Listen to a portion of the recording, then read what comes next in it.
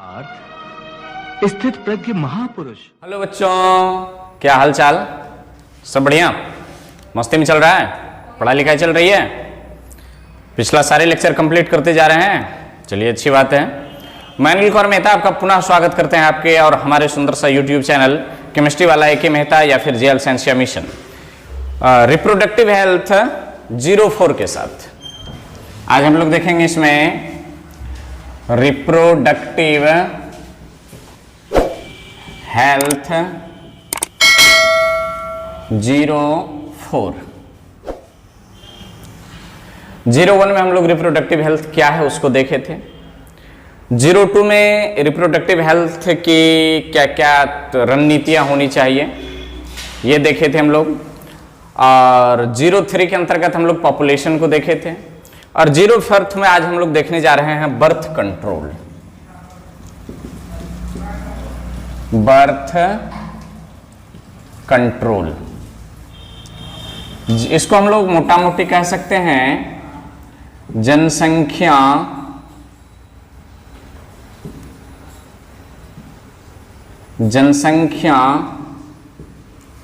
नियंत्रण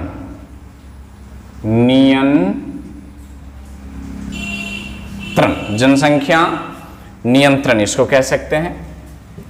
जन्म दर पर हम कैसे रोक लगाएं, तो इनके ढेर सारे विधि हैं, मेथड हैं, जिसे अपना करके आप बर्थ कंट्रोल कर सकते हैं, जनसंख्या नियंत्रण बढ़ा सकते हैं। और इसे क्या कर सकते हैं, इसे परमानेंटली रूप से आप चाइल्ड बर्थ से अवॉइड कर सकते हैं, या फिर टेम्पररी रूप से दो बच्चों के बीच में जन्म के अंतर को बनाए रख सकते हैं, या फिर अधिक अंतराल बनाए रख सकते हैं, या फिर अनावश्यक गर्भ को रोका जा सकता है, प्रेगनेंसी को रोका जा सकता है। तो बर्थ कंट्रोल के कौन कौन से मेथड हैं? नहीं, तो इनके दो मेथड हैं प्राइमरी, हम लोग देख लें।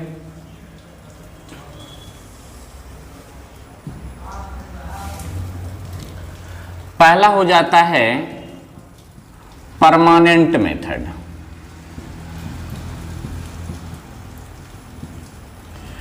दूसरा हो जाता है टेम्पररी मेथड।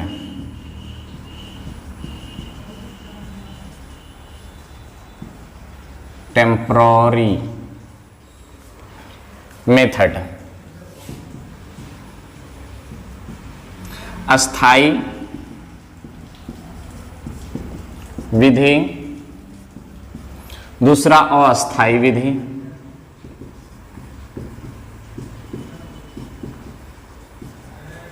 अस्थाई विधि हो जाते हैं। तो परमानेंट मेथड से क्या होता है कि आप हमेशा हमेशा के लिए प्रेगनेंसी से छुटकारा पा लेते हैं, गर्भाधान नहीं हो सकती है। इसमें क्या होता है कि प्रारंभिक दौर में आप प्रेगनेंसी को अवॉइड कर सकते हैं, या फिर दो बच्चों के बीच में अंतराल बनाने के लिए इस विधि को अपना सकते हैं। इसमें जब चाहे आप गर्भवती हो सकते हैं, जब चाहे आप गर्भ को अवॉइड कर सकते हैं। तो इससे क्या होता है कि जनसंख्या नियंत्रित रहते हैं। तो परमानेंट मेथड को हम लोग सर्जिकल मेथड भी कहते हैं। सर्जिकल मेथड है, ये सर्जिकल मेथड होते हैं। और टेम्पररी मेथड को कई वर्गों में बांट दिया गया है। दो वर्गों में, पहले नेचुरल मेथड। प्राकृतिक विधि से भी आप क्या कर सकते हैं, जनसंख्या को नियंत्रित कर सकते हैं। और क्या कर सकते हैं, इंस्ट्रूमेंटल मेथड है, या इसको कहिए आर्टिफिशियल और इंस्ट्रूमेंटल मेथड। इंस्ट्रूमेंटल मेथड देख लीजिए, यहां तक कटता तो नहीं है। तो इसको क्या कह सकते हैं, एक नेचुरल मेथड है, दूसरा आर्टिफिशियल मेथड है। आर्टिफिशियल मेथड में क्या क्या आ जाते हैं, तो आर्टिफिशियल मेथड में सबसे पहले आते हैं बैरियर, दूसरा आ जाता है IUDS, तीसरा आ जाता है ओरल कंट्रासेप्टिव। तीसरा आ जाता है इंजेक्टेबल, इंजेक्टेबल इम्प्लांट, इंजेक्टेबल। और चौथा मेथड आ जाता है इसमें इंजेक्टेबल, बस यही इंजेक्टेबल यहीं तक। तो ये क्या हो गया, आर्टिफिशियल मेथड। और नेचुरल मेथड में कई तरह की बातें होती है। तो बर्थ कंट्रोल आप कैसे कर सकते हैं, पहले तो परमानेंटली अस्थायी रूप से एकदम बच्चे को जन्म देना ही नहीं है, तो इस अस्थायी विधि को अपनाइए। यदि प्रारंभिक दौर में गर्भ को अवॉइड करना है तो टेम्पररी मेथड आता है। टेम्पररी मेथड में से आप दो तरह के, नेचुरल और आर्टिफिशियल या इंस्ट्रूमेंटल, इंस्ट्रूमेंट की सहायता से या आर्टिफिशियल मेथड से आप क्या कर सकते हैं, प्रेगनेंसी को रोक सकते हैं, या फिर एक नेचुरल मेथड है। आर्टिफिशियल मेथड में कौन कौन है, तो बैरियर है पहला, आईयूडीएस है, ओरल कंट्रासेप्टिव है, इंजेक्टेबल है। तो इसको पहले आप नोट कर लीजिए और हम लोग देखते हैं natural method of birth control. Natural method of birth control, तो फटाक से इनको नोट कर लीजिए आप। चलिए नोट कर लिए होंगे, इरेज कर दिया जाए। तो बारी बारी से पहले इनको देख लेते हैं, फिर इनको बारी बारी से देखेंगे और लास्ट में हम लोग परमानेंट मेथड को, चूंकि अंतिम उपाय है ये, तो फटाक से इनको नोट कर लिया जाए। Birth control,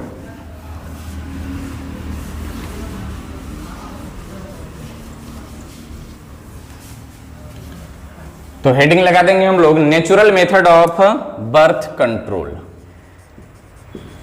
natural method of birth control, जनसंख्या नियंत्रण का प्राकृतिक विधि। जनसंख्या नियंत्रण का प्राकृतिक विधि। इसमें दो तीन टर्मिनोलॉजी है, इसको याद रखेंगे आप। नेचुरल मेथड के टर्मिनोलॉजी को याद रखना है, किसको, टर्मिनोलॉजी को। तो पहला टर्मिनोलॉजी आता है इसमें 1 नंबर में, क्या है बाद में बताएंगे, पेरियोडिक अब्स्टिनेंस,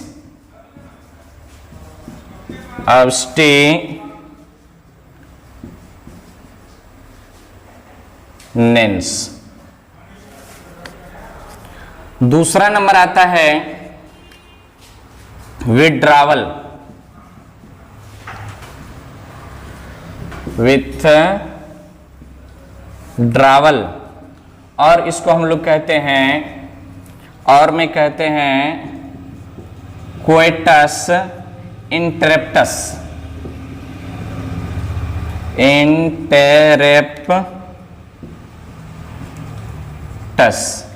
और तीसरा नंबर आता है, ये टर्मिनोलॉजी है, ये टर्म है, ये टर्म याद रखेंगे, किसमें क्या होता है ये अपने आप आ जाएगी। तीसरा है लैक्टेशनल एमेनोरिया, लैक्टेशनल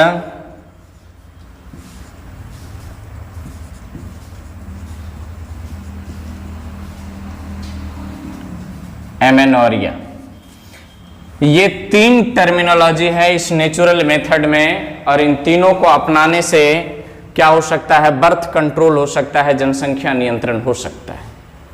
अब आइए पहला टर्म क्या कहता है, तीनों टर्मिनोलॉजी को याद रखेंगे। पहला टर्म क्या है, पेरियोडिक, तो आप तीनों को नोट कर लीजिए और पहला हेडिंग दीजिए पेरियोडिक अब्स्टिनेंस,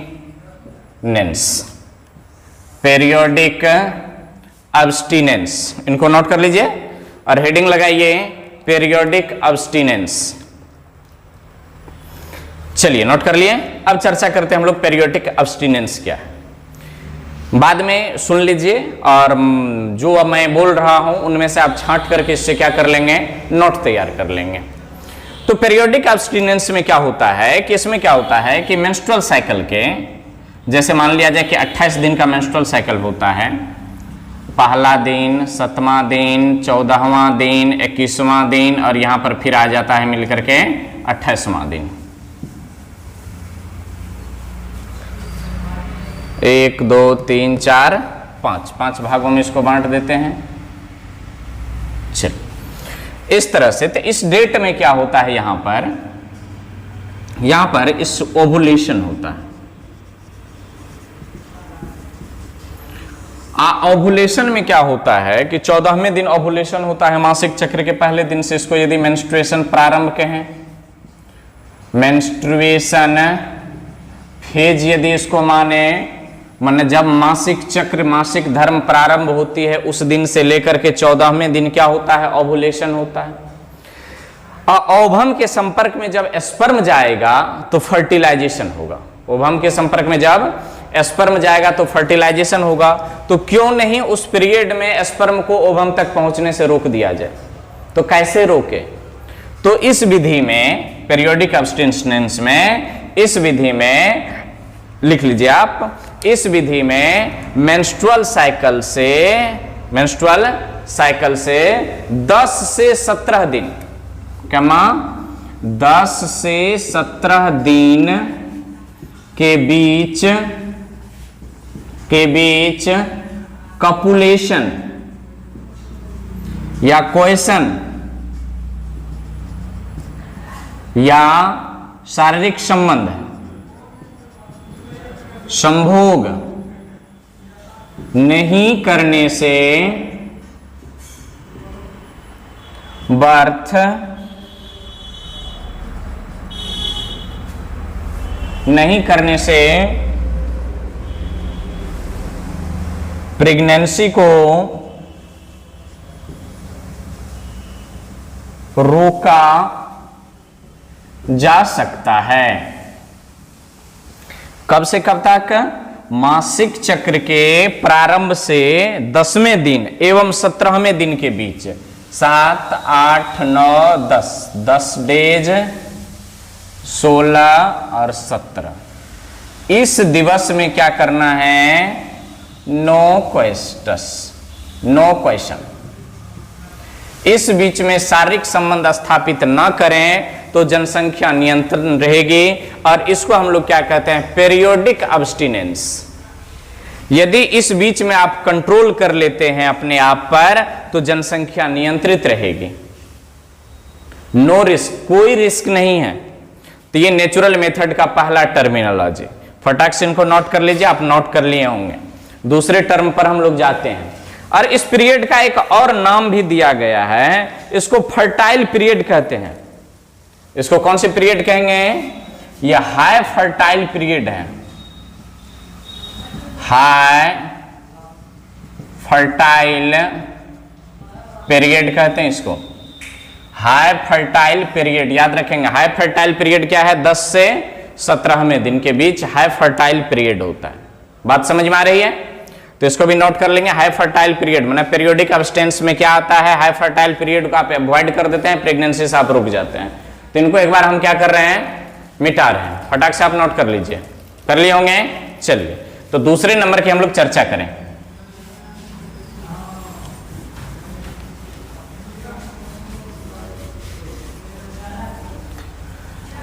दूसरे नंबर की चर्चा करें, विथड्रावल। थोड़ा सेंसेटिव है, विथड्रावल। ये विथड्रावल मेथड है और कोइटस इंटरप्टर है। इसमें होता क्या है कि इसमें मेल पार्टनर जो होते हैं उनको ख्याल रखनी चाहिए, उनको ध्यान रखनी चाहिए इस बात की, विथड्रावल की। जब संभोग शारीरिक क्रिया के दौरान होते हैं, आप क्वेश्चन में, कपुलेशन में लिप्त होते हैं, तो उस दरमियान क्या होता है कि मेल पार्टनर को इंसेमिनेशन का मतलब स्पर्म निकलने का उसे आभास होता है। जब उसे स्पर्म निकलने का आभास होता है तो उस समय में इस विधि में क्या होता है कि पेनिस को, शिश्न को फीमेल के वैजाइना से निकालकर, योनि से निकालकर बाहर इंसेमिनेशन कर दिया जाए। बाहर में स्पर्म गिराने से क्या हो जाता है कि उनके जेनेटल ट्रैक्ट में, प्रजनन नली में स्पर्म नहीं जाता है, और स्पर्म नहीं जाने से वो ओवम तक नहीं पहुंच पाता और फर्टिलाइजेशन नहीं होती है, फर्टिलाइजेशन नहीं होती है। तो ये खास करके किसको ध्यान में रखना चाहिए? मेल पार्टनर को ध्यान में रखना चाहिए। इस विधि में मेल पार्टनर इंसेमिनेशन से पहले इस पेनिस को भेजेना से निकालकर बाहर इंसेमिनेशन कर देता है, जिससे स्पर्म जेनेटल ट्रैक में प्रवेश नहीं करता है, फलस्वरूप फर्टिलाइजेशन तथा प्रेगनेंसी रुक जाती है। लिख लेंगे, फिर एक बार सुन लीजिए। इस विधि में मेल पार्टनर इंसेमिनेशन के दौरान या इंसेमिनेशन से पहले पेनिस को फीमेल के वेजाइना से निकालकर बाहर इंसेमिनेशन कर देता है, जिससे स्पर्म फीमेल के जेनेटल ट्रैक में नहीं जाते हैं, अतः फर्टिलाइजेशन एवं प्रेगनेंसी दोनों रुक जाती है। फर्टिलाइजेशन नहीं हुआ तो प्रेगनेंसी होगी नहीं। तो ये होती है विथड्रावल मेथड, मतलब कोइटस इंटरप्शन, बीच में इसको तोड़ना, मतलब कोइटस शारीरिक संबंध की क्रिया को, संभोग की क्रिया को बीच में क्या कर देना, इरप्ट कर देना, तोड़ देना। इससे जनसंख्या नियंत्रण हो जाता है। अगला है लैक्टेशन एमोनेरिया। लैक्टेशन एमोनेरिया में होता क्या है कि जन्म से लेकर के जब कोई फीमेल बच्चे को जन्म देती है तो उस समय क्या करता है कि अपने बच्चे को कोई ऐसे माँ दो तरह की होती है, एक फैशनेबल माँ होती है और एक नेचुरल माँ होती है। नेचुरल माँ जो होती है अपने बच्चे को अपने स्तनपान करवाते हैं, उन्हें दूध पिलाते हैं, और फैशनेबल माँ जो होती है वो बच्चे को मार्केट से दूध खरीद करके, छोटे बच्चे को, नवजात शिशु को मार्केट से दूध खरीद करके क्या करते हैं, उन्हें पिलाते हैं। कभी कभी कई माँ ऐसे होते हैं जो वो क्या कहते हैं कि उनको दूध होता ही नहीं है, तो बच्चे को पिलाएंगे क्या। तो जब आप क्या करते हैं, लैक्टेशन एमोरेनिया में क्या होता है कि बच्चे के जन्म से लेकर के यदि आप लगातार बच्चे को स्तनपान करवाते हैं, लगातार बच्चे को आप स्तनपान करवाते हैं, तो उससे क्या होता है कि आपका मासिक चक्र देर से प्रारंभ होता है। और जब तक मासिक चक्र प्रारंभ नहीं होगा तब तक ओव्यूलेशन की क्रिया नहीं होगी।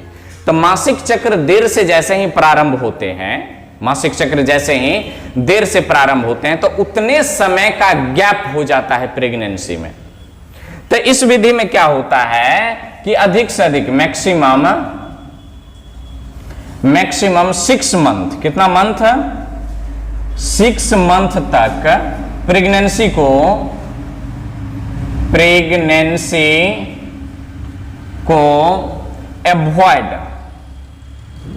अवॉइड किया जा सकता है,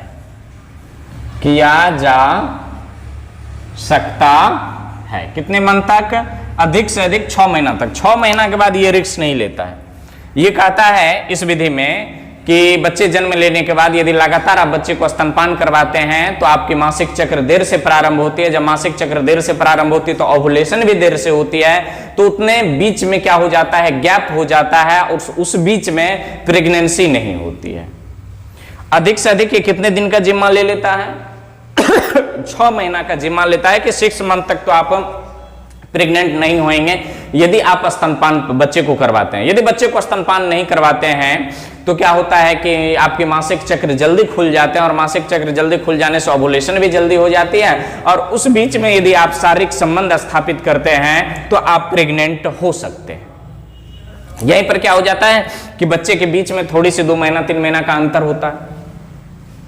बच्चे ठीक से मतलब क्या करते हैं, मां के भरपूर स्तनपान नहीं कर पाते हैं, जिससे कुपोषण का शिकार हो जाता है। तो बात समझ में आ रही है। तो इस विधि में अब क्या लिखेंगे कि बच्चे को लगातार जन्म से लगातार स्तनपान करवाने से मासिक चक्र देर से प्रारंभ होती है, जिससे ओव्यूलेशन देर से स्टार्ट होने के कारण कुछ समय का अंतराल हो जाता है फर्टिलाइजेशन या प्रेगनेंसी में। क्लियर। तो ये आज हम आपको बताएं नेचुरल मेथड। तो इनमें से आप चाहें तो इसको नोट कर सकते हैं और टोटल को डी लिखिए। तो natural method of birth control दिए ही हैं। जब अगली लेक्चर में हम लोग आएंगे 05 में, तो आपको आर्टिफिशियल या इंस्ट्रूमेंटल मेथड बताएंगे। बैरियर क्या होता है, आईडीएस क्या होता है, ओरल कंट्रासेप्टिव पिल्स क्या होता है और इंजेक्टेबल क्या होता है। तो इन सब के बारे में आपको बताएं। पढ़ाई करते रहें। All the best.